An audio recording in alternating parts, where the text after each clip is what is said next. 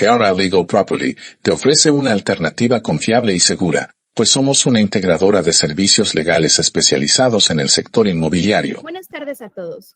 Keara Legal Property les da la más cordial bienvenida al módulo 1 de una serie de cursos, el ABC del Derecho Inmobiliario para no abogados, el cual esperamos les dé las herramientas que impulsen su carrera como profesionales inmobiliarios. En esta ocasión, el presente curso es impartido por Héctor Iturbide, licenciado en Derecho, maestro en Riesgos, administrador profesional certificado por la PROSOC, catedrático universitario y CEO de esta empresa, quien cuenta con más de 30 años de experiencia en el sector legal e inmobiliario. Así como el resplandor del Big Bang marca el nacimiento del cosmos y su expansión, la ley rige a los pilares que gobiernan la convivencia, trazando un sendero desde el caos primordial y esculpiendo el progreso de la humanidad. El origen de todo. Abordaremos conceptos de gran interés y que pasan desapercibidos para muchos expositores. Para nosotros son de gran relevancia para entender el porqué del desarrollo de nuestras actividades profesionales. En una línea de tiempo, hablaremos del origen de los primeros antecedentes históricos sobre la existencia del universo, de nuestro planeta y hasta la formación de la primera civilización. Al respecto, la teoría del Big Bang es la más aceptada sobre el origen del universo. Establece que hace 13.800 millones de años, un estado originario de altísima densidad y temperatura, concentrado en un punto mínimo, con sus enormes fuerzas interiores, provocó una gigantesca explosión que dio origen al universo, al tiempo y al espacio. Con posterioridad, y según la genética humana, tenemos a la Eva mitocondrial. Refiere al ancestro común materno de todos los seres humanos vivos. Esto ocurrió hace 4.500 millones de años. No se trata de una mujer específica, sino de un concepto que nos permite comprender nuestra ascendencia materna compartida. Los libros de historia y geografía permiten saber que Pangea es el nombre por el cual se identifica a un supercontinente que existió hace 335 millones de años, al final de la era paleozoica y comienzos de la mesozoica. Agrupaba la mayor parte de las tierras emergidas del planeta. Considerando la línea de tiempo, hace 3 millones de años existió la denominada media luna fértil, también llamada creciente fértil, siendo esta una región histórica que ocupaba los territorios actuales de Israel, Jordania, Líbano, Palestina, Siria, Irak, Kuwait y el sudeste de Turquía.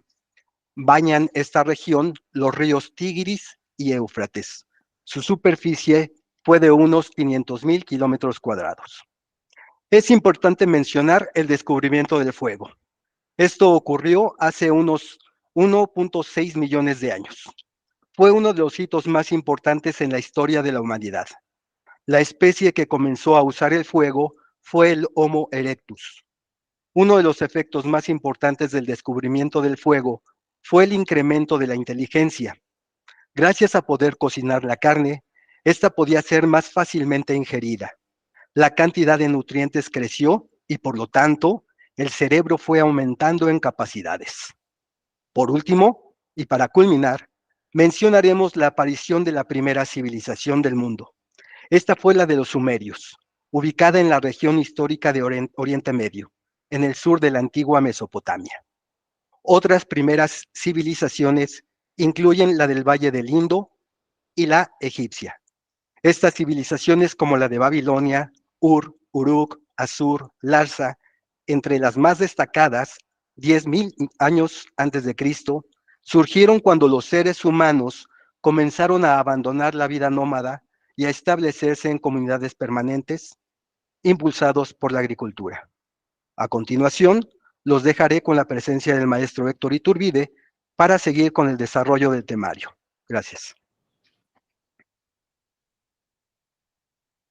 Buenas tardes, muchas gracias a todos por esta participación en este curso. Agradezco a Giovanna la presentación y al maestro Alejandro, sí, por la introducción al tema. Se preguntarán el por qué escogimos empezar con el origen del todo, y tiene que ver por dos razones fundamentales. La primera de ellas es que los aquí presentes en este webinar y su servidor tenemos que ver muchísimo con el aspecto de lo que es la tierra, ya sea siendo propietarios o siendo intermediarios, ¿sí? En los bienes inmuebles que colocamos o que pretendemos colocar si aún no somos parte de este sector tan importante. Y el segundo motivo trascendental deriva de un proverbio alemán que dice que conocer el origen es resolver la mitad de todos los problemas. Así es que entraremos en materia y empezaremos con lo que es nuestro curso de Derecho para no abogados. Pretenderé ser no muy técnico, pretenderé ser ágil, rápido, y cualquier situación no entendible, con mucho gusto en el chat la pueden preguntar y con mucho gusto la aclaramos. Empezamos con el siguiente tema, que es el desarrollo de las leyes del hombre como fuente del derecho mexicano. El primer código que agrupa diversa legislación, que se tiene conocimiento y que es el que tiene un mayor orden y una mejor forma para estudiar, es el denominado Código de Hammurabi. Ese Código de Hammurabi existe, está actualmente exhibido en el Museo del Louvre, lo pueden apreciar los que tengan oportunidad de ir o los que ya lo hayan visto. Es un conjunto de 282 leyes que trae como principal objetivo la regulación de diversos temas de convivencia humana, como son la propiedad y el alquiler. Estamos hablando de 18 siglos antes de Cristo. Ya es la primera legislación que sirve como fuente para nuestro derecho. Otra de las leyes fundamentales que contempla el Código de Hammurabi es una fuente de un recurso en materia penal en el derecho mexicano, que todos hemos oído hablar de la ley del talión, que consistía en ojo por ojo y diente por diente. Hoy lo que nuestro derecho mexicano penal sería la legítima defensa. Las siguientes leyes relevantes son las leyes de las 12 tablas generadas o creadas en el Imperio Romano, ¿sí? 500 años antes de Cristo. No olvidemos que el Imperio Romano tiene su origen en el año 27 antes de Cristo, ¿sí? Y termina en el 1453 con la caída de Constantinopla. En lo que se conoce como el Imperio Romano de Oriente es cuando estos códigos, estas leyes, ¿sí? Resaltan en su importancia. Posteriormente, en el mismo Imperio Romano, el padre del derecho, como nosotros le llamamos en esta materia, Justiniano, agrupa un cuerpo de leyes que estaban en todo lo que era el Imperio Romano. Es el primer código del Imperio Romano agrupado, en el cual recopila normas y leyes vigentes, y a través de un documento que se llama el Corpus Iure Civile. Posteriormente, ya hablemos casi de 20 y tantos siglos después del 534 después de Cristo, y hasta llegar a 1804, el siguiente código importantísimo en el devenir histórico de nuestro derecho es el Código Napoleónico. El Código Napoleónico de 1804, en el cual, principalmente para el tema que hoy nos ocupa, define el concepto de propiedad. Hablaremos más adelante de lo que es la propiedad, lo que son los bienes, la clasificación de los bienes, contratos, sucesivamente. Vamos enfocándonos al derecho mexicano. El derecho mexicano, inicialmente, vámonos desde el punto de vista constitucional, que es la norma suprema, ¿sí? Sobre la cual se basan, se rigen toda la legislación y disposiciones regulatorias a toda actividad del hombre, del Estado y de la sociedad. En 1824 es la primera constitución, promulgada posterior a la independencia, que como ustedes bien saben, fue en 1821, el 27 de septiembre de 1821 es la consumación de la independencia.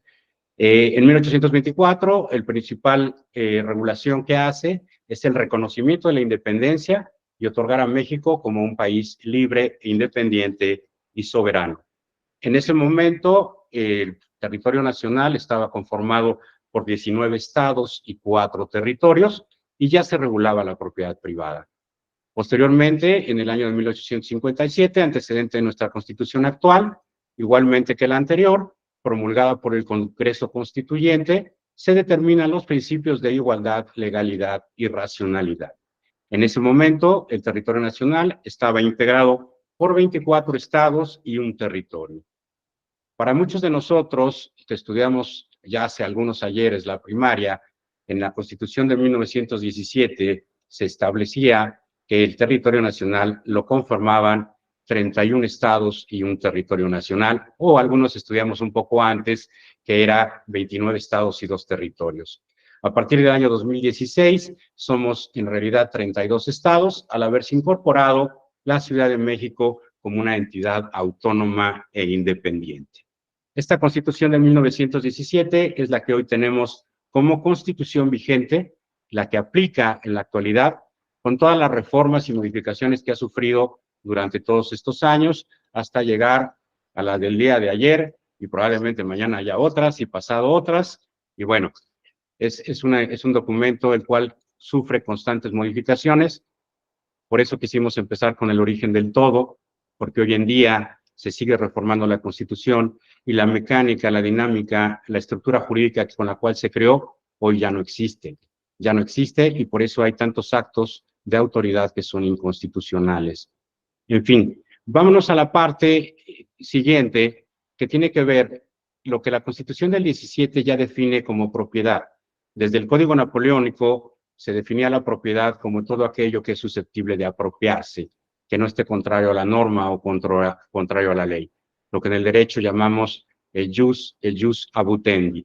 ¿Sí? Esta propiedad, la Constitución del 17, la divide en 3 tipos de propiedad: la propiedad pública, la propiedad privada y la propiedad social. Nuestro artículo 27 constitucional establece cuáles son bienes y cómo se obtiene, ¿sí?, la categoría de propietario de cada uno de ellos. En la estructura pública se establece que el suelo, el territorio, el espacio aéreo es propiedad del Estado, ¿sí? Y el Estado tiene el derecho a conceder el uso y la propiedad de esos bienes a través de, hoy actualmente a través de programas de regulación territorial en propiedades sociales o comunales. El Estado puede conceder, regularizar y hacerlas propiedad privada. La propiedad privada es la concesión que le da el Estado a los particulares de ser dueños de un bien. Y la propiedad social pertenece a las comunidades o grupos agrícolas, o grupos organizados. ¿Sí? Tenemos ahí lo que son las comunas, los ejidos, que seguirán siendo siempre propiedades sociales, propiedades que pertenecen a una comunidad. Sin embargo, el Estado tiene la facultad, ¿sí?, de modificar su régimen y convertirlo en propiedad privada, o bien los particulares, siguiendo ciertas reglas a través de los juicios de exclusión agrario ante el tribunal correspondiente, pueden obtener que el ejido o la comuna se convierta en propiedad privada. Bien. Estas leyes que hemos mencionado, la Constitución y las leyes secundarias, como son los códigos civiles, tienen un orden jurídico de jerarquía. Este orden jurídico se le llama actualmente, o a través de la teoría, lo que es la pirámide de Kelsen. Kelsen es el padre del derecho para nosotros los mexicanos, para el derecho francés, ¿sí? Aún si bien es cierto, siendo austriaco, ¿sí? En el año 1934 publica su teoría de la normatividad o teoría del orden legal. Como podrán ver, en la cúspide de la pirámide tenemos a la Constitución política como nivel fundamental. De este documento, de este conjunto de normas, emanan todas las legislaciones consecutivas. En el segundo nivel tenemos a los códigos, a las leyes, a los reglamentos, y en el nivel base tenemos a lo que son los contratos, las sentencias, circulares, oficios y demás que emita la autoridad o los particulares. Entonces, basada en esta pirámide de Kelsen, nuestro sistema legislativo sí ha ido promulgando una infinidad de leyes sobre las cuales sí se van regulando las normas y sobre todo la convivencia humana.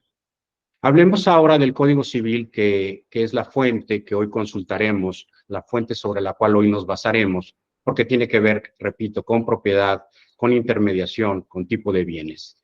El primer antecedente que tenemos es de 1870, el primer Código Civil. Este Código Civil agrupa igual muchas leyes, muchas disposiciones, muchas normas de convivencia, y es un Código Civil federal, ¿sí? O sea, aplicable a todo el país, cuyos principales asuntos torales para lo que nos ocupa establece principalmente el derecho que tiene una persona a tener el control absoluto de un bien. En 1884, el nuevo Código Civil Federal señala que la propiedad era el derecho de gozar y disponer de una cosa, sin más limitaciones que las leyes fijaran.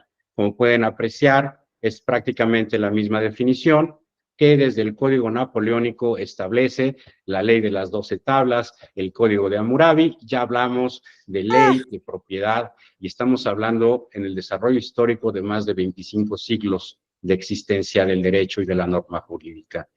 Nos vamos al Código Civil vigente, que es el que actualmente hoy aplica, que es el Código Civil de 1928, promulgado hasta el año de 1934, donde define la propiedad como el poder jurídico que permite usar, disfrutar, disponer y reivindicar un bien. Reivindicar significa reclamar la propiedad, reclamar la posesión o reclamar un derecho sobre el mismo. Con esto podemos definir que hoy la norma sustantiva que nos regula, sobre la cual nuestras operaciones de intermediación, de propiedad, de compraventa, de arrendamiento están sustentadas en el Código Civil. Cada estado tiene su propia legislación, por lo que las reglas del juego en cuestión de particulares van cambiando. La primera de ellas, sí, es la Ciudad de México y así los otros 31 estados. Bien, el Código Civil nos establece, cuáles son las clasificación de los bienes. Los bienes los podemos clasificar como bienes inmuebles, bienes muebles, y dentro de la clasificación de los bienes muebles están los semovientes. ¿Sí? Los bienes inmuebles, la ley la define como el terreno, el suelo y todo aquello que está adherido sobre él. Los bienes muebles, cualquier objeto que sea posible apropiarse, esté en el comercio, ¿sí? Y necesita una fuerza externa para poderse mover. A diferencia de los semovientes, que son los animales, el ganado, tiene una fuerza propia que los hace moverse, ¿sí? Y son considerados como bienes muebles. Repetimos la definición del Código Napoleónico. No se nos olvide, la propiedad es el derecho de gozar y disponer de las cosas de la manera más absoluta.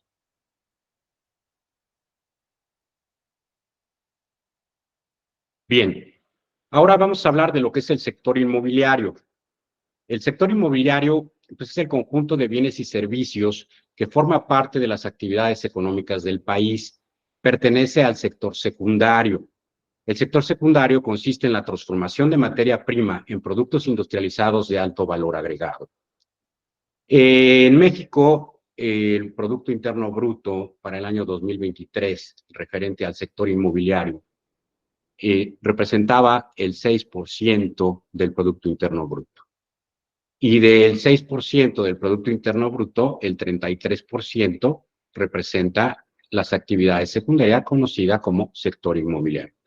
Obviamente, si vemos la estadística publicada desde antes de la pandemia a la actualidad, a la última publicación del 2023, ha disminuido el sector inmobiliario aproximadamente en 3 puntos porcentuales. En el 2020, 2019, era casi el 9% del Producto Interno Bruto de nuestro país. Hoy, en la actualidad, es solamente del 6.3% del Producto Interno Bruto. Para que se den una idea, estimados amigos, de todas las legislaciones que nuestras cámaras, nuestro Congreso ha publicado o se ha publicado durante toda la historia del derecho mexicano y hoy vigentes, podemos definir las leyes federales en número. No vamos a hablar de la integración de ellas ni de qué tratan, solamente para que se den una idea en número. A nivel federal nos rige principalmente la Constitución Política de los Estados Unidos Mexicanos.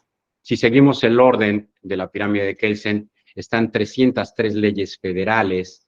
Posteriormente hay 136 reglamentos y 8 códigos, de los cuales necesitamos y debemos observarlos y cumplirlos todos y cada uno de ellos. En materia inmobiliaria, las principales disposiciones en materia federal que hoy nos ocupa, evidentemente son las de materia fiscal, como la ley del impuesto sobre la renta, como la ley del IVA, ¿sí? Como la ley de activos, en fin, eso en materia fiscal. En materia de transmisión de propiedad, ¿sí? Cuestiones de la ley de extinción de dominio, de lo que se conoce la ley antilavado, todas estas disposiciones, ¿sí? Son aplicables a nivel federal y para las operaciones que se realicen en cualquiera de los estados, con independencia de que cada estado tenga su propia legislación local, su código fiscal, su código tributario, su código civil, su código penal. En general, es para que se den una idea del número de leyes que tenemos que conocer, ¿sí? Y aunque no las conozcamos, perdón, no nos eximen de su observancia. En la Ciudad de México, otro ejemplo, simplemente numérico. Tenemos 180 leyes, 150 reglamentos, ¿sí? 7 códigos sustentados y basados en la Constitución Política de la Ciudad de México. Inicialmente podemos mencionar que lo que nos regula hoy para las operaciones entre particulares, el código más importante, es el Código Civil de la Ciudad de México, ¿sí? En el cual establece todas las normas de convivencia entre particulares y las reglas fundamentales para el ejercicio, ¿sí? Y la regulación y normatividad de actos y de hechos jurídicos. El Código Civil en la actualidad está dividido en 4 libros. El primer libro es el libro de personas, el segundo son bienes, el tercero habla sobre las sucesiones y el cuarto sobre las obligaciones. Las obligaciones en este libro están establecidos lo que son los contratos y procederemos al análisis de ellos. En la actualidad, en nuestro gremio, todo el mundo utilizamos indistintamente la palabra convenio o contrato. Muchas personas nos mencionan, es que hice un convenio o utilicé un contrato, cuando técnicamente hay unas diferencias sustanciales. No voy a entrar a lo que son las teorías, la teoría francesa o la teoría alemana, para hablar sobre el convenio en estricto sentido o en amplio sentido. Si vamos a definir lo que hoy en día utilizamos en el devenir, qué es un contrato y qué es un convenio. A final de cuentas, el contrato es el acuerdo de voluntades de 2 o más personas que tiene como efecto producir o transferir derechos y obligaciones. Y un convenio es el acuerdo de 2 o más personas para modificar o extinguir derechos y obligaciones. Por ejemplo, un contrato de compraventa en el que se establece que la entrega de la propiedad será en 2 meses, ¿sí? Y el pago en 2 meses contra la entrega de la propiedad, es un contrato. Está produciéndose el efecto original de la relación contractual y trae como consecuencia la transferencia de un bien. Pero ¿qué pasa si en el momento el comprador solicita una prórroga para firmar la escritura para pagar 15 días después? Se documenta jurídicamente a través de un convenio, porque trae como consecuencia el modificar el contenido del contrato inicial. O bien, la operación no se lleva a cabo, entonces se hace un convenio de terminación anticipada. Esto siempre es acuerdo de las partes, ¿ok? Hay ocasiones que el contrato o el convenio no se cumple y entonces tendrá que someterse a la intervención del Poder Judicial para un cumplimiento forzoso o para una rescisión por incumplimiento de las obligaciones. Entonces, vamos ubicándonos entre diferencias, contrato y convenio. El contrato, tanto el contrato y el convenio, están conformados de lo que denominamos elementos de existencia y de validez. Como su nombre lo indica, para que un contrato exista y surta sus efectos jurídicos, hay 2 elementos sustanciales que tiene que contener. El primero es el consentimiento, que es la manifestación de la voluntad, en el cual las partes expresan su interés o su intención de obligarse y cumplir con lo que se han obligado. Este consentimiento puede ser expreso o puede ser tácito. El expreso es que yo lo manifiesto, lo digo, lo quiero, lo establezco, lo pongo en un documento. O tácito simplemente es que hago la acción que como consecuencia, sí, haga un contrato. Ejemplo, si ustedes toman un taxi en la esquina, paran al taxi, el taxi se sube, le pide que los lleve a su domicilio, implícitamente y jurídicamente están ya llevando a cabo un contrato de transporte, ¿sí? Más sin embargo, no hay un documento que le pasen a ustedes en el asiento de atrás, lo firmen, se identifiquen, ¿sí? Establezcan el precio, simplemente está dado el consentimiento de manera tácita, ¿sí? Otra vez, ahí la ley también nos señala que puede expresarte el consentimiento a través de la manifestación de signos inequívocos. O sea, el mover la cabeza, consentir, acceder, decir un no moviéndola o un sí, es un signo inequívoco de una aceptación o de un rechazo. El objeto tiene que ser jurídicamente posible, físicamente posible, valorable en dinero, determinado o determinable. El objeto del contrato es de lo que se va a tratar, lo que se va a transmitir, la obligación que se va a dar. Si es, por ejemplo, compraventa, en la transmisión de la propiedad del bien inmueble, si es arrendamiento, en el uso o goce. si es la prestación de un servicio de intermediación, el objeto del contrato es ese, prestar el servicio. Entonces, jurídicamente tiene que ser posible, físico, valorable en dinero y, repito, determinado o determinable. Vamos a los elementos rápidamente de validez, que es la capacidad, la ausencia de vicios, el motivo, fin lícitos y la forma. La capacidad se refiere a la capacidad de los contratantes, de las partes. El derecho divide la capacidad en dos, la capacidad de goce y la capacidad de ejercicio. La de goce se adquiere con el nacimiento y se pierde con la muerte, y la capacidad de ejercicio es el adquirir la mayoría de edad. Esto es, a los 18 años, ¿sí? En todo el territorio nacional, hoy es el mínimo de edad para adquirir la mayoría, lo que significa la adquisición de todas las prerrogativas que la Constitución y las leyes secundarias nos confieren por ser mayores de edad. El segundo elemento de validez es la ausencia de vicios. Hemos oído hablar que es un error, que hay mala fe, que hay dolo, que es una lesión, todo esto a nivel contractual. Simplemente podríamos definir que el error es la falsa apreciación de la realidad a través de hacer creer, ¿sí? O la gente está equivocada en apreciar lo que no es. La mala fe es disimular ese error, me hago guaje, me di cuenta pero no digo nada. Y el dolo es que yo induzco a que la gente se equivoque, a la gente cometa el error. Y la lesión es cuando las personas se aprovechan de otra, ¿sí? Derivado de su condición social o de su condición académica, lo que se conoce como la notoria inexperiencia, la extrema miseria o la suma pobreza. Cuando se altera o se aprovecha de esa circunstancia, ¿sí? El contrato está afectado, ¿sí? De nulidad. Y por último, la forma. La forma es en el sentido o cómo se va a hacer el contrato. Puede ser escrito, ¿sí? A eso se refiere el código. La forma es que sea por escrito. Y solamente dos contratos regulados en el código nos establecen que la forma sea así. El contrato de compraventa y el contrato de arrendamiento. El de compraventa tendrá que ser por escrito y elevarse a escritura y pública siempre y cuando el precio del bien exceda de 365 veces, el código dice salarios mínimos, hoy en día es 365 unidades de medida y actualización. Y el arrendamiento tiene que ser por escrito también, pero es una obligación del arrendador. El arrendatario no tiene responsabilidad si el contrato no es por escrito, la responsabilidad es del arrendador, del propietario. Estos elementos que mencionamos traen como consecuencia la inexistencia, si carecen del objeto y el consentimiento en la forma que la ley establece, o de los elementos de validez que trae como consecuencia la nulidad del acto o la nulidad del contrato. ¿Ok? Vamos a la siguiente. Vamos a la clasificación de los contratos, muy rápido. Esto tiene como objetivo para que se den cuenta ustedes la complejidad que tiene la realización de un contrato, la revisión de un contrato, la forma que la ley establece y los requisitos que se establece, la forma de cumplirlos, transmitirlos, ¿sí? Terminarlos. La ley es muy clara y la ley nos señala el cómo. Nos hemos encontrado en la vida cotidiana y profesional que hay mucha gente que nos dice, licenciado, por favor, ¿puede revisar mi contrato? Yo lo hice. Es como si yo le digo al dentista, me revisa cómo quedó mi agujero de la muela porque yo me la saqué.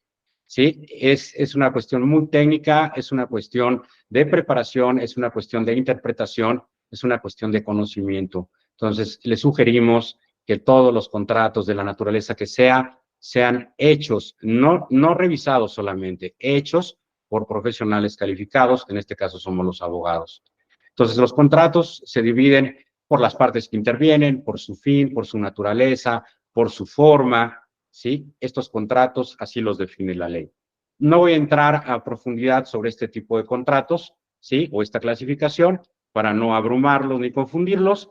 Simplemente podría darles un ejemplo rápido. Cuando es por las partes en unilaterales o bilaterales, el unilateral puede ser la donación, es cuando una de las partes solamente se obliga yo me obligo a transmitir o transmito a quien yo quiera, puede ser pariente o no, donarle mis bienes, ¿sí? Y lo hago yo, el que recibe los bienes, el donatario, no tiene ni siquiera que participar en el contrato de donación, es un contrato netamente unilateral.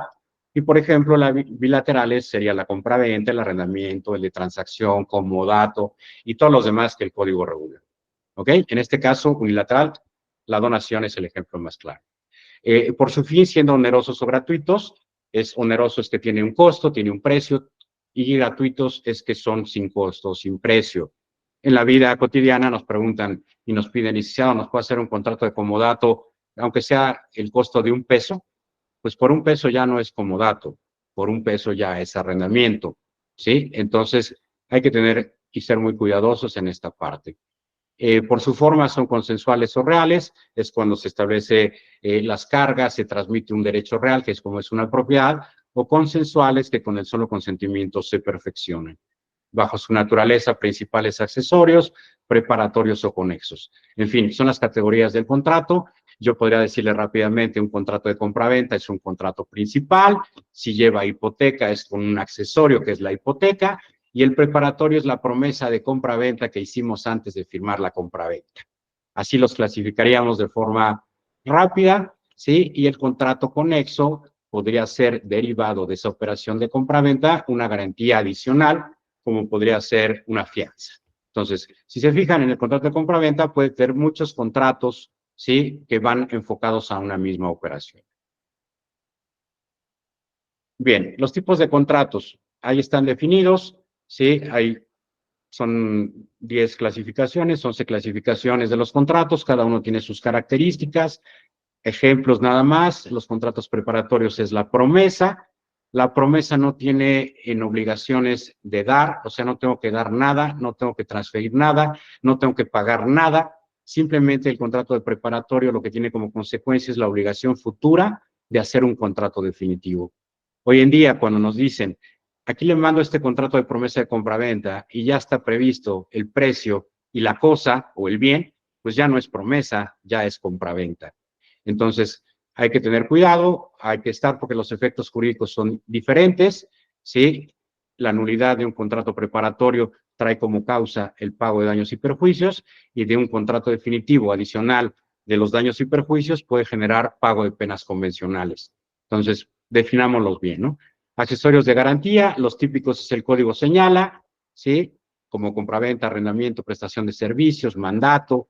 Los innominados son todos aquellos contratos que tengan obligaciones y que las partes hayan estado de acuerdo, pero no tienen un nombre.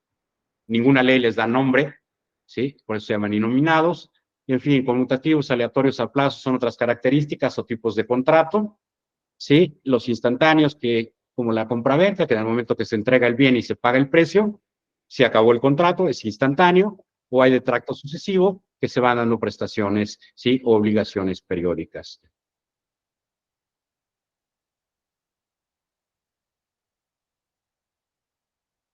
Bien, los contratos, con esta complejidad que les acabo de mencionar, todo el tipo de contratos que existen, los que están regulados, los que no están regulados, la técnica jurídica que conlleva, pues están integrados de lo que conocemos como cláusulas. Las cláusulas son las reglas que fijan las partes, ¿sí? Para la celebración de una operación o para el intercambio o contraprestación de obligaciones. Los contratos, al igual que los libros, ¿sí? Tienen un prólogo donde nos explica de qué se va a tratar. En los contratos se le conoce como proemio, en donde ustedes ven contrato de compraventa que celebra por una parte Juan y por la otra Pedro, ¿sí? Eso se conoce como proemio. Al leer esos 5 o 6 renglones de inicio, ya sabemos quiénes son las partes, quién compra, quién vende y cuál es la operación. Entonces se conoce como proemio. Puede el contrato contener lo que son antecedentes y declaraciones. Las declaraciones es todo lo que son los elementos de la personalidad, ¿sí? Lo que es nombre, domicilio, estado civil, patrimonio. Todos establecen lo que son declaraciones y antecedentes si preceden de un acto jurídico previo y cuál sería la consecuencia o el antecedente de. A partir de ahí empezamos con el clausulado y se denominan las cláusulas como cláusulas naturales, condicionales o especiales. Las naturales son los que conforme al tipo de contrato que estamos haciendo, tienen que estar conforme a lo que la ley dice, hay que ponerlas, ¿sí? No todas, porque la ley es muy clara, el código es muy claro y dice que en un contrato, aunque haya condiciones, ¿sí? O obligaciones que no se hayan puesto, con el hecho de que estén en la ley, se tienen por puestas. y aquellas que son contrarias al derecho o a las buenas costumbres se tienen por no puestas. Entonces, las naturales, las condicionales son cláusulas que están sujetas a una condición que es a un acontecimiento futuro de realización incierta, puede o no suceder y dependiendo de su existencia o de que suceda es la validez del contrato. Y las cláusulas especiales, que establecen cosas que las partes quieran poner, ¿sí? Y obligaciones adicionales conforme a la naturaleza del contrato. Nos pasa frecuentemente que en los contratos de arrendamiento la gente nos pide, oiga, pero póngale ahí que está prohibido las mascotas. Con mucho gusto lo ponemos que está prohibida las mascotas, pero va dentro del contenido de las cláusulas especiales. A veces mandamos nuestros contratos a revisión o a lectura de las partes y nos ponen después del pago del precio que no se pueden tener gatos. Entonces, no va ahí, es una cuestión de técnica jurídica, es una cuestión de orden, es como si ponemos en un libro, ¿sí? La síntesis al principio y el prólogo al final. No vamos a entender. Entonces, es la estructura que contiene un contrato. Vamos a hablar de un tema muy interesante, ¿sí? A nivel jurídico, voy a pretender ser muy práctico, en el sentido de, si bien definíamos que la propiedad es disponer libremente de un bien y poderlo transmitir, hay limitaciones que tienen a veces los inmuebles, como afectaciones o gravámenes o anotaciones en el folio real del inmueble, ¿sí? Llamémosle al folio real el acta de nacimiento de un inmueble, ¿sí? Por primera ocasión cuando se inscribió. Si no tenía un folio ese inmueble, hay un procedimiento para hacerlo, que se llama inmatriculación, se le da un folio, ¿sí? Y empieza la vida jurídica para oponerse ante terceros, esa inscripción. Ahora bien, yo tengo un inmueble que rento, pues tiene una limitación para poderlo vender, ¿sí? ¿Cuál es la limitación? Que la ley nos dice que para venderlo, pues hay que darle un derecho del tanto al arrendatario, que significa un derecho de preferencia para adquirir la propiedad en los términos, condiciones y precio que yo como propietario lo estoy queriendo vender. Tengo la obligación de darle aviso al inquilino que lo voy a vender. Él, si no contesta o no manifiesta su intención de comprar, se concluye el término que la ley da para que ejerza su derecho y se puede vender libremente. Ahora bien, otra limitación es el usufructo. La propiedad se constituye con lo que se denomina la nuda propiedad y el usufructuario, el usufructo.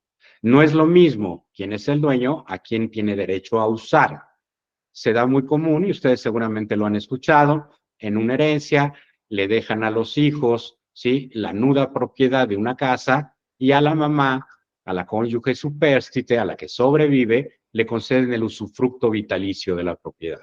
¿Qué significa? Que en conjunto son dueños y uno sin el otro no puede existir y no se pueden vender. Obviamente, si los dos venden, se puede vender. Y si el usufructuario llegase a morir, se consolida la propiedad automáticamente. No hay que hacer ningún procedimiento ni trámite, simplemente la acreditación de que el usufructuario falleció y la propiedad se puede transmitir. Otra limitante es la copropiedad. La copropiedad es un régimen muy específico que yo lo defino como ser dueños del agua que está dentro de una pecera. Todos somos dueños, la copropiedad puede ser a partir de 2 o más personas, que su derecho se divide en porcentajes de acuerdo al valor total o al contenido total, en este caso del agua. Podemos ser 4 propietarios del agua de la pecera, cada uno dueños de un 25%. Pero no nos define si yo soy dueño del agua de la parte de abajo, de la izquierda a la derecha o de la de arriba. Todos somos dueños, pero en un porcentaje.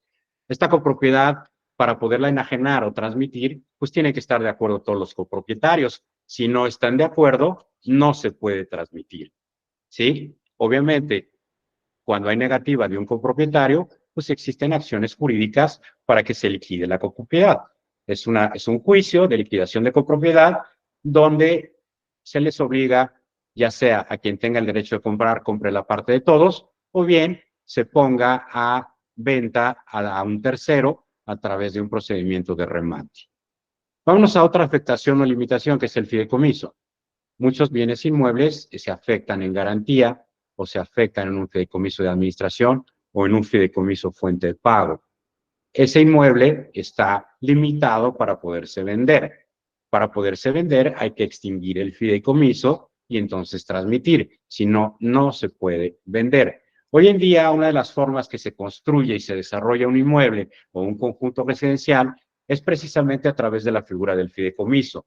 Yo aporto el inmueble, el constructor aporta recursos, ¿sí? Y está una institución fiduciaria que es la que administra o controla. Entonces, cuando se transmite la propiedad al final al comprador, a quien se le conoce como fideicomisario en segundo lugar, es a través de una figura que se denomina extinción parcial del fideicomiso y transmisión de propiedad. Entonces, está limitado.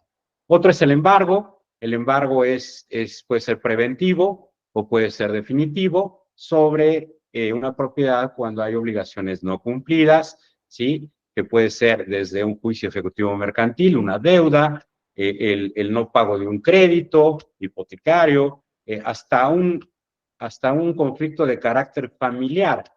Puede hacerse un embargo o simplemente una anotación preventiva, que eso nos limita a la tramitación y la venta del inmueble. La hipoteca, obviamente, todos sabemos que es una garantía sobre el propio bien inmueble, que en caso de no pagar el crédito, ¿sí? Mi acreedor se quedará con la propiedad, por llamarle de alguna forma, que no es así, tendrá que salir a remate y el acreedor cobrar su parte y el remanente será entregado al propietario. Y por último, otra anotación o otra limitante es el patrimonio de familia, ¿sí? Nosotros, cada uno de nosotros, con nuestra familia, podemos poner en esta figura de patrimonio de familia las propiedades, los bienes inmuebles que tenemos y registrarlos en el registro público de la propiedad. Para que se pueda vender, la familia tiene que estar de acuerdo para que se venda, ¿sí? O bien, el solicitar a través de un procedimiento específico la cancelación de ese patrimonio de familia. El patrimonio de familia tiene beneficios específicos, como es el que es inembargable. Si ustedes tienen su propiedad, su casa, y la constituyen en patrimonio de familia y la registran en el registro público de la propiedad, ese bien inmueble no podrá ser embargado por el principio constitucional establecido en el artículo 4 como un derecho humano, el derecho a una vivienda digna. Tampoco se trata de que un empresario multimillonario con miles de bienes todos los ponga como patrimonio de familia. No, es la vivienda. A eso se refiere y es el espíritu de la ley y el espíritu del legislador. Bien. Vamos a hablar de este tema también muy rápido. No sé cómo andamos de tiempo, compañeros. ¿Sí? Vamos bien en tiempos. Este es un modelo de propiedad que yo le denominaría como un modelo híbrido. No es propiedad individual y tampoco es copropiedad. Es un régimen híbrido, un régimen mixto que tiene tanto propiedad individual como copropiedad, que se conoce como el régimen de propiedad en condominio. La primera regulación que se dio es derivada del artículo 952, si no me equivoco, del Código Civil, que establece las reglas, sí, para el régimen de propiedad en condominio, y su ley secundaria que la regula, pues es la régimen de propiedad en condominios y inmuebles para el Distrito Federal, y cada estado, o la mayoría de los estados, la tienen, ¿sí? La Ciudad de México tiene un órgano de inspección y vigilancia, que es la Procuraduría Social, para que todas las normas incumplidas previstas en la ley del régimen, en el reglamento interior o en las asambleas del condominio, sea la autoridad que dirima o pueda dirimir esas controversias. Bien, entonces la ley nos establece qué partes pueden ser individuales, cuáles son las de uso común, cuáles son el indiviso de cada propiedad privativa. Aquí es bien interesante porque hay una gran confusión y les voy a pasar un tip. A veces hay dudas sobre si el cajón de estacionamiento o la jaula de tendido es propiedad privada o propiedad común o de uso común. Aquí es muy sencillo. Si a ustedes les llega su boleta predial con el número de metros de su departamento y todavía tiene unos 8 o 9 metros más, es que incluye el cajón de estacionamiento. Entonces entiende que el cajón de estacionamiento es propiedad privada, está dentro de la escritura y paga un impuesto. Si el cajón de estacionamiento no tiene predial, ¿sí? Significa que es de uso de uso exclusivo o en ocasiones es de uso común. Ahí es cuando los vecinos se andan cambiando y dejando las llaves para que muevan los coches y es de todos, ¿sí? Pero depende mucho cómo esté constituido el régimen y qué diga el reglamento interior. El órgano supremo del condominio es la asamblea. Todos los condóminos tienen voz y voto, ¿sí? Para determinar las decisiones que tomen. La voz y el voto es proporcional al indiviso de su propiedad privada. Así lo dice la ley. Hay en condominios que dicen, no, un voto, como decía en la campaña de Monterrey, un pito, un voto. Más o menos algo así, pero no es así. No es así. No es porque soy 10 departamentos, son 10 votos. No. Cada departamento representa proporcionalmente el valor de su unidad privativa. ¿Sí? Entonces, si mi unidad vale el 0.75, eso vale mi voto. 0.75 del 100% del indiviso. La asamblea es el órgano supremo, es el que decide y funciona muy parecido a lo que es una sociedad, a lo que es una empresa. ¿Sí? Hay quórums, ¿sí? Que se denominan, es el grupo que se reúne para tomar decisiones. Entonces, tiene que estar un número determinado de personas para que empiece la asamblea y tiene que haber un número determinado de personas que voten a favor, en contra o se abstengan de la resolución que la asamblea quiera. ¿De acuerdo? Entonces, esto es un régimen híbrido que cada día es más común. Les decía, hoy en México, en la Ciudad de México, existe la PROSOC. En muchos estados de la República no existe esta entidad y hoy le corresponde a las autoridades municipales, al síndico, al regidor, dirimir estas controversias. No significa que las resoluciones de la PROSOC sean definitivas. El único tribunal que resuelve sobre una controversia es el Tribunal Superior de Justicia. La PROSOC es como la PROFECO, como la CONDUCEF, como todas esas. Son procedimientos de amigable composición. Pónganse de acuerdo, sean buenos muchachos, arréglense, ¿sí? Salvo que quizá queramos someternos al arbitraje de la comisión, que su resolución se convierte a nivel de sentencia. Pero no es obligatorio. Si no queremos someternos al arbitraje de la PROSOC, de la PROFECO o de quien sea de este tipo de organismos, quedan a salvo los derechos para que en la vía judicial se establezcan.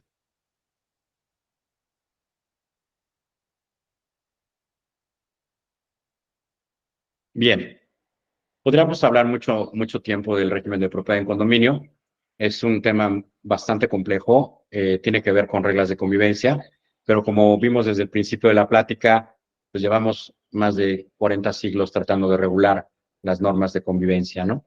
El ser humano es complejo, la sociedad evoluciona, la ley se va adaptando a las necesidades de la sociedad y obviamente los usos y costumbres son fuentes del derecho, son fuentes de la ley, mas sin embargo la sociedad va más rápido, va más evolucionada de lo que va la ley va muy atrasada y sobre todo si quienes hacen las leyes es el poder legislativo, las cámaras, y hay partidos de chile, mole y pinole que opinan de diferente manera, entonces para que se pongan de acuerdo y luego en lugar de tener un progreso en legislativo tenemos un retroceso, ¿sí? Vamos cambiando las estructuras jurídicas y volverlas más complejas o inaplicables definitivamente.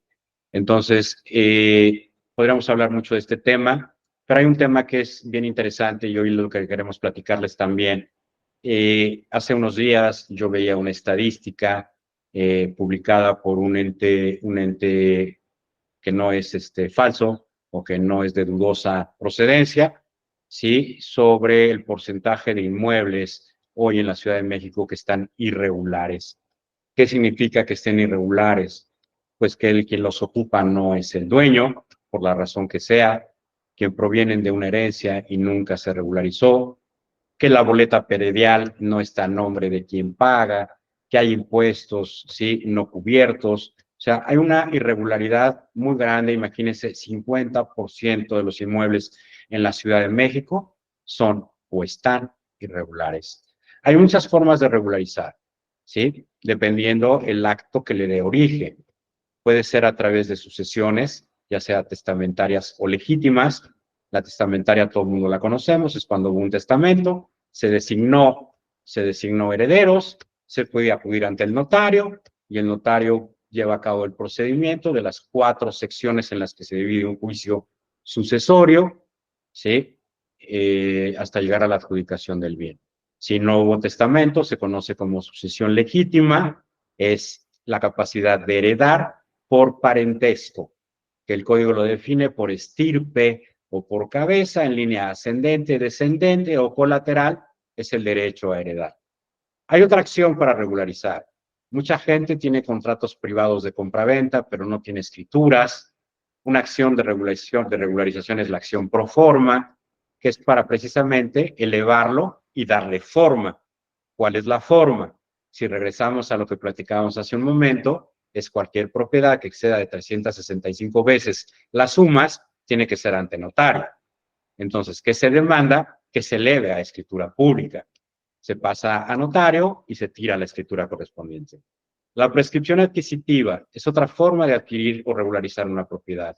¿Sí? Todo el mundo hemos escuchado y parecería ser que es muy común y muy normal. Yo se los digo con la experiencia que tengo, que no es tan sencillo y tan fácil. Las prescripciones adquisitivas, también conocidas como prescripciones positivas o también llamadas usucapiones, que es que por el hecho de poseer una propiedad, por el simple paso del tiempo, ya soy el dueño. Eso es parcialmente cierto, pero no es real. Hay que acreditarle a la autoridad judicial ciertos elementos, como sería el primero y el más importante, el título de dueño. ¿Por qué estoy ahí y quién me lo dio? ¿Sí? Tendría que ser un título a través de un contrato privado, a través de una compraventa, de una donación, de una dación en pago. Ese es nuestro título. No por el hecho de estar ahí metidos, ¿sí? De ver la casa de la esquina que está desocupada y voy y me meto y espero que pase el tiempo y ya es mía. No es así. No es tan fácil. Hay términos. La ley señala 5 años si la posees de buena fe y 10 años si la posees de mala fe. Ya vimos que es la definición de mala fe, ¿sí? Es la disimulación del error. Yo sé y estoy consciente que no es mía, pero yo me metí. Tiene que pasar 10 años, ¿sí? Para poderla prescribir. Vámonos a otro tipo de regularización. Hoy en día nos encontramos que, y ustedes lo podrán ver en sus propiedades, al menos en la mía así fue, mi casa me la vendió una persona, la escritura está en mi nombre, pero la boleta predial no. Todo el mundo cree que por default el notario se encarga de homologar el nombre ante catastro, situación que no es cierta. Hay que hacer un trámite para regularizarlo y que coincide el titular registral con el titular catastral. Hoy en día, ¿por qué la gente se preocupa que coincida? Pues porque hoy en día hay beneficios para mayores de 60 años, de deducciones, ¿sí? De impuesto predial, pero si la casa no coincide el titular catastral con el registral, no les van a dar el descuento. Entonces, hay que regularizarlo. El siguiente es la inmatriculación judicial administrativa. Les mencionaba hace unos momentos que tiene que ver cuando el inmueble no tiene un folio. Cuando en el registro público nunca se preocupó nadie por inscribirlo. Entonces, el registro le crea un folio, le da un número, le genera su acta de nacimiento y a fin el inmueble nace a la vida jurídica en el sentido de oponerse ante terceros y proteger ante terceros su propiedad. También hoy en día nos enfrentamos mucho, y ustedes lo saben, cuando hay transmisiones de propiedad que llega el expediente a la notaría y piden las constancias de no adeudo, de predial y agua, resulta que hay adeudos millonarios en muchos casos, ¿sí? Que a veces son más que lo que vale la propiedad desde hace muchísimos años. Todos sabemos por el Vox Populi que los créditos fiscales prescriben a los 5 años. Efectivamente, pero no es de facto. No es simplemente ya pasaron 5 años, se cancela el crédito. No. Hay que hacer un procedimiento que se llama de caducidad o prescripción, al igual que del agua. Ese procedimiento es ante la tesorería, se promueve, se solicita que se ejerce ese derecho por el paso del tiempo, ¿sí? Y se cancelen esos créditos anteriores a 5 años. Hay una trampita por ahí, la trampa de la autoridad, que para que surte efectos la prescripción, no debieron haber sido requeridos por la autoridad. Y muchas veces lo que hace la autoridad, les manda una cartita diciéndoles, debes los periodos anteriores a tal fecha. Entonces, con eso se interrumpe la prescripción. Más sin embargo, hay tesis de los máximos tribunales que no tiene la validez y la formalidad de notificación esa cartita que les dejan en su casa o en la misma boleta donde señala bimestres anteriores vencidos. Entonces, sí se puede, sí hay que hacerlo, ¿sí? Y se puede regularizar. La acción plenaria de posesión es la acción donde hay un tema de controversia en una copropiedad, ¿sí? Donde mi copropietario la tiene, yo no me deja entrar, ¿sí? Mi hermano ya no me deja, pero es copropietario. Entonces, hay una acción plenaria de posesión donde la autoridad judicial resuelve el derecho también a ocupar, ¿sí? Y a disfrutar de la propiedad aún siendo copropietarios. El juicio especial hipotecario, ¿sí? Es generalmente iniciado por el acreedor hipotecario, que son los bancos, ¿sí? Los bancos que prestan dinero para adquirir, dejan de pagar el deudor, empieza una controversia que se conoce como juicio especial hipotecario, que tiene sus reglas, que tiene sus términos, tiene sus condiciones, para el efecto de que el banco o el acreedor no se adjudique, sino remate el bien para obtener y recuperar el importe de lo prestado. Otra forma, sí, que existe para el tema de regularización de un predio, somos propietarios, nuestro abuelito nos lo dejó, pero ya llegaron unos tipos y se metieron o nos desalojaron a la fuerza, con violencia o con engaños, pues eso ya es un delito, es materia penal, se conoce como delito de despojo, en el cual se inician las acciones correspondientes de denuncias o querellas para efecto de que el Ministerio Público inicie la carpeta de investigación y determine después si hay autos de vinculación al proceso. En fin, es un tema penal, pero es un tema también de no poder disfrutar de una propiedad por invasores. Otra acción para regularización es la acción reivindicatoria, que les decía, la reivindicación es el derecho a reclamar. ¿Sí? Me lo dejaron a mí, pero lo tiene otra persona. Entonces, es una acción de reivindicatoria. La otra persona no ha hecho ninguna figura jurídica para quedarse la propiedad, más sin embargo lo posee. Esta acción se conoce como reivindicatora de posesión. Es devuélveme algo que es mío. ¿De acuerdo? Y para tener en orden también nuestra propiedad, pues también en temas fiscales está el juicio de multas, perdón, o de nulidad por multas, ¿no? Entonces, el de agua y el de predial son procesos similares para que no esté afectado de limitación, gravames o anotaciones nuestro inmueble en el registro público de la propiedad. Bien. En forma genérica, podría decirles que el objetivo de esta plática es darles un poquito de conocimiento o sustento para que conozcan cómo funciona esto de la transmisión, el uso de propiedades, cómo protegerlas o bien cómo regularizarlas. Hoy aquí estamos para servirles. Somos una empresa de servicios legales, KRI, Legal Property, ¿sí? Que todo lo que les acabamos de platicar en regularización y prevención, lo ponemos a sus órdenes, ¿sí? En nuestra página de internet, en donde se inscribieron, en las líneas telefónicas que ahorita van a aparecer, ¿sí? Y bien, si tuvieran algún comentario, duda, observación, con mucho gusto estamos para servirles.